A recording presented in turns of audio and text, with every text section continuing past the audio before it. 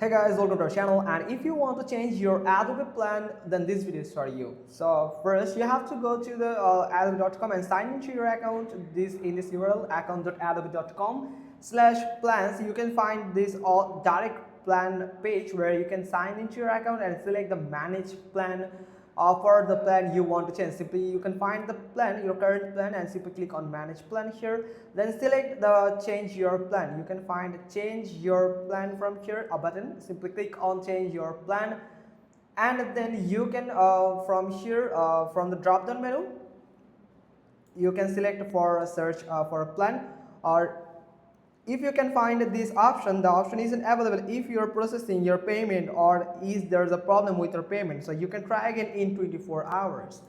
So that's the kind of error here. Now you have to simply click on drop down and you can select for the plan what you want. Now find the plan and you want to switch to, simply click here and select, then choose the select plan. Select that plan from here. Then the plan available to you may vary based on your region.